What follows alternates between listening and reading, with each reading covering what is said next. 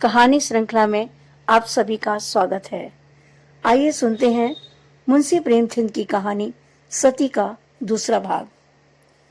कल्लू उस दिन से कुछ खोया खोया सा रहने लगा। जीवन में ना वह उत्साह रहा, ना वह आनंद। हंसना बोलना भूल सा गया। मुलिया ने उसके साथ जितना विश्वासघात किया था, उससे कहीं ज्यादा उसने समझ लिया और यह भ्रम उसके हृदय में केवड़ी के समान चिपट गया।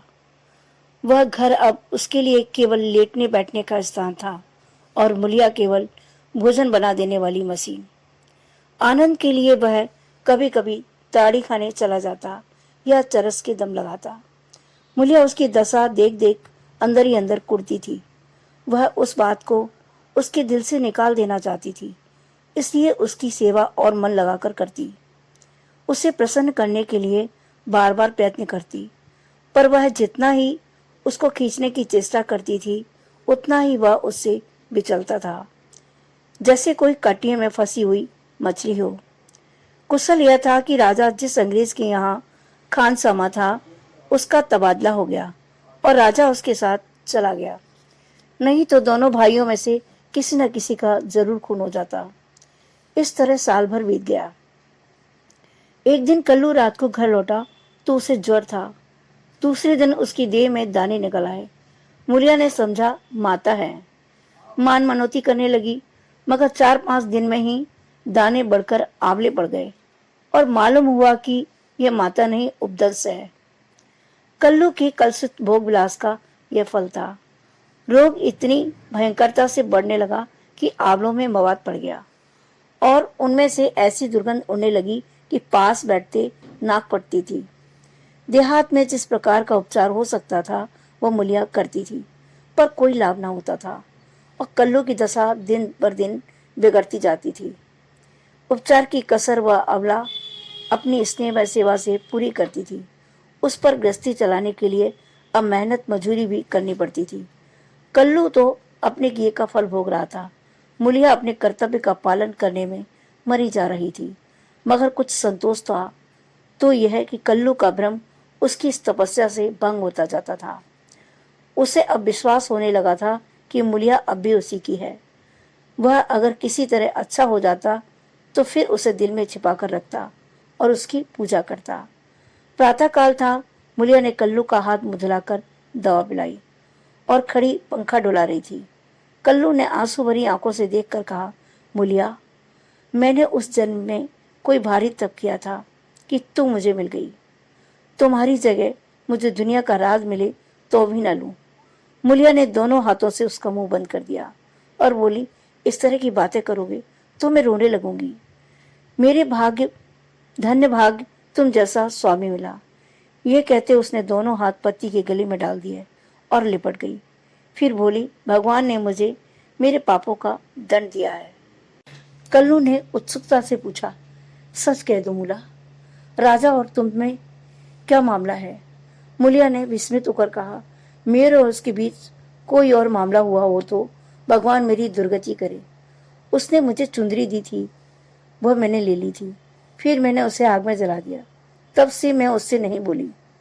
कल्लू ने ठंडी सांस खींचकर कहा, मैंने कुछ और ही समझ रखा था। न जाने मेरी मति कहाँ हार गई थी। तुम्हें पाप लगाकर मैं आप पाप में फंस गया और उसका फल भोग रहा हूँ। उसने रो रो कर अपने दुष्कृत्यों का पर्दा खोलना शुरू कर दिया और मुलिया आंसू की लड़ियां बहाकर सुनने लगी। अगर पति की चिंता न होती तो उसने विष खा लिया होता। कई महीने के बाद राजा छुट्टी लेकर घर आया। कल्लू की घातक बीमारी का हाल सुना तो दिल में खुश हुआ। तीमारदारी के बहाने से कल्लू के घर आने जाने लगा। कल्लू उसे देखकर मुंह फेर लेता, लेकिन वह दिन में 2-4 बार पहुंच ही जाता। एक दिन मुलिया खाना बना रही थी कि राजा ने रसोई के द्वार पर आकर कहा, भाभी, क्यों अब भी मुझ पर दया न करोगी?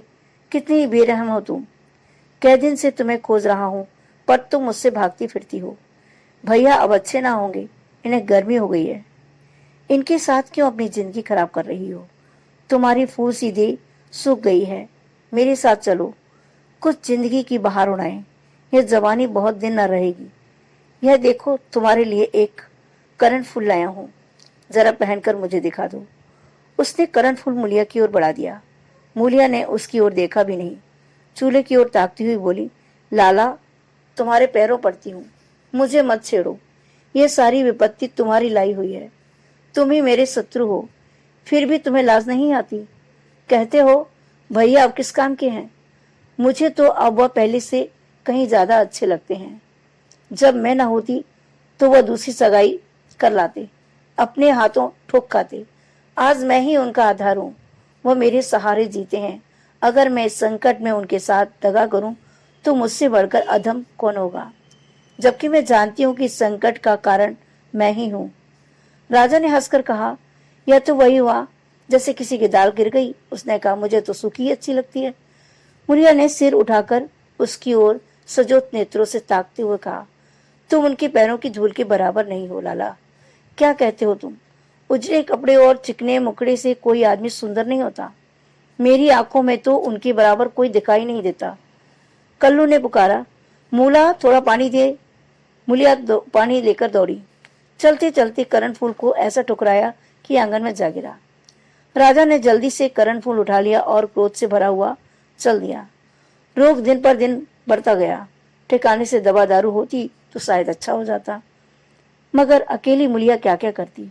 दरिद्रता में बीमारी कोड़ का खा जाए। आखिर एक दिन परवाना आ पहुंचा। मूलिया घर का काम धंधा करके आई तो देखा कल्लू की सांस चल रही है। घबराकर बोली, कैसा जी है तुम्हारा? कल्लू ने सजल और दीनता भरी आंखों से देखा और हाथ जोड़कर सिर नीचा कर लिया। यही अंतिम विदाई थी। मूलिया उसके सीने पर सिर रखकर रोने लगी और उन्माद की दशा में उसके आहत हृदय से रक्त की बूंदों के समान शब्द निकलने लगे। तुमसे इतना भी न देखा गया। भगवान उस पर न्यायी और दयालु कहलाते हो, इसीलिए तुमने जन्म दिया। यही खेल खेलने के लिए। हाय नाथ, तुम तो इतने निष्ठुर न थे, मुझे अकेली छोड़कर चले जा रहे हो। हाय, अब कौन मूला कहकर पुकारेगा?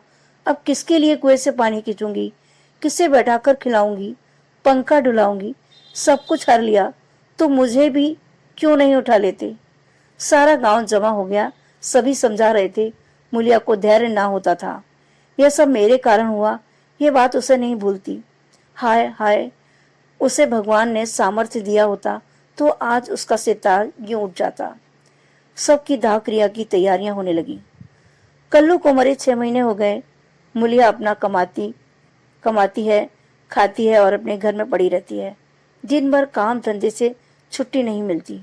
हाँ, रात को एकांत में रो लिया करती है। उधर राजा की स्त्री मर गई, मगर 2-4 दिन के बाद वह फिर छैला बना घूमने लगा और भी छूटा साड़ हो गया।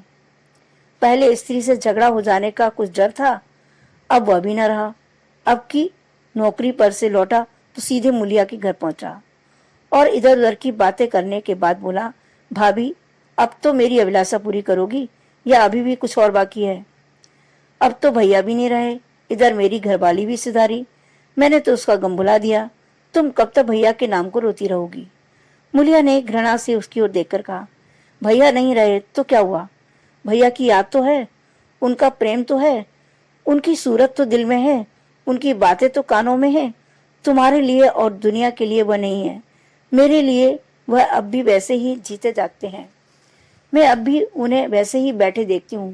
पहले तो देह का अंतर था, अब तो वह मुझसे और भी नगीच हो गए हैं और ज्यों-ज्यों दिन बीतेंगे और भी नगीच होते जाएंगे। भरे पूरे घर में दाने की कौन कदर करता है? जब घर खाली हो जाता है तब मालूम होता है कि दाना क्या है। पैसे वाले पैसे की कदर क्या जाने। पैसे की कदर तब होती है जब हाथ खाली हो जाता है, तब आदमी एक एक कौड़ी दांत से पकड़ता है। तुम्हें भगवान ने दिल ही नहीं दिया, तुम क्या जानो सोहबत क्या होती है। घरवाली को मरे अभी 6 महीने भी नहीं हुए और तुम सांड बन बैठे। तुम मर गए होते तो इसी तरह वह भी अब तक किसी के पास चली गई होती। मैं जानती हूँ कि मैं मर जाती तो मेरा सिरताज जन्म भर मेरे नाम के लिए रोया करता। ऐसे ही पुरुषों की स्त्रियां उन पर प्राण देती हैं। तुम जैसे सौदों के भाग में पत्तल चाटना लिखा है, चाटो, मगर खबरदार आज से मेरे घर में पाँव ना रखना, नहीं तो जान से हाथ धोगे। बस निकल जाओ। उसके मुख पर ऐसा तेज स्वर में इतनी कटुता थी कि कि राजा को जबान खोलने का भी साहस न हुआ, चुपके से निकल गया। अगर आप मेरी कहानी